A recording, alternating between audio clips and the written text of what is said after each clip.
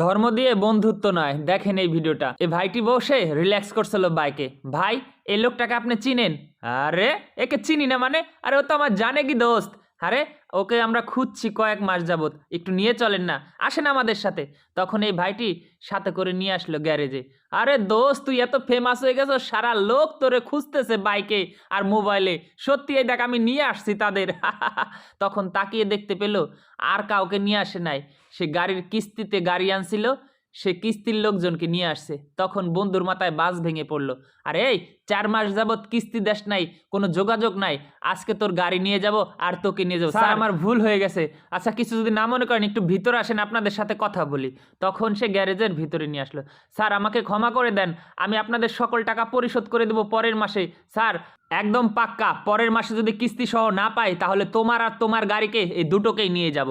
তখন যারা চলে গেল, তখন তার বন্ধু এগিয়ে আসলো। ভাই আমি বুঝতে পারি না রে কিস্তির লোক। আরে তুই জানা রে ভাই, তুই কি করলি? আমার আজ বাদে কালকে বোনের বিয়ে, আমি এত টাকা পরিশোধ করব কি করে? বোনের বিয়ে দেবো না কিস্তি পরিশোধ করব? তুই তো আমার জিন্দগি বরবাদ করে দিলি। এতদিন চিনতো আমার বাড়ি, আজকে দোকানটাও চিনে গেল। তুই যা এখান থেকে। বন্ধু মন খারাপ করে এখান থেকে চলে গেল। বন্ধু এত কিছু ভাবেনি। কিছুক্ষণ পরে সে কিস্তিওয়ালার আবার ফেরত আসলো। আরে ভাই, আমি তো বলছি পরের মাসে দিয়ে দেবো, আবার কেন আসলেন? আরে কেন আসবো না মানে? ডিউ বিল দিতে আসছি। গাড়ির ডকুমেন্টস নেবেন না, টাকা পরিশোধ করলেন, আমরা সেই ডকুমেন্ট দিতে আসছি। এই যে নেন ডকুমেন্ট, আপনার কিস্তি সব পরিশোধ হয়ে গেছে। আরে আমি তো কোনো টাকা দিইনি, কিস্তি পরিশোধ হলো কিভাবে? কেন? আপনার ভাই আছে না, এই যে এখানে সেই ভাই আসছিল, সে ভাই তো টাকা পরিশোধ করে দিল। তখন এই বন্ধু কল্পনা দেখতে পেল, যখন এই কিস্তিওয়ালারা যাচ্ছিল, কিছুক্ষণ আগে গাড়ি টানদের সামনে গেল। এই গাড়ি রাস্তা আটকালেন কেন?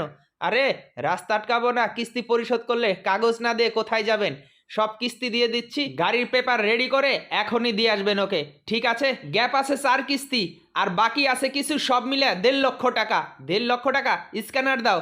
তখন সাথে সাথে স্ক্যানার দিয়ে তাদের বিল পরিশোধ করে দিল। এখন গিয়ে সকল ডকুমেন্টস ওখানে দিয়ে আসবে। আচ্ছা স্যার, ঠিক আছে। তখন এই বন্ধু এখান থেকে যে যার রাস্তায় চলে গেল। আর তখন এই ভাইটি বুঝতে পারলো, হিন্দু বন্ধু বলে তাকে খারাপ মনে করেছিল, আসলে সে হচ্ছে একদম ভালো লোক। তাই সে ভুল বুঝতে পেরে দৌড়ে গেল সেই বন্ধুর কাছে। আর বন্ধুটি তখন আইসক্রিমের দোকানে ঢুকে আইসক্রিম খেতে যাবে, আর সে এসে জড়িয়ে ধরলো আর বললো, এই একটা না 2টা আইসক্রিম। সত্যি আমাদের সমাজে এমন অনেক বন্ধু আছে যারা কিনা না বলতেই আপনার এরকম উপকার করে থাকে। ভিডিওটি ভালো লাগলে শেয়ার করে দিবেন।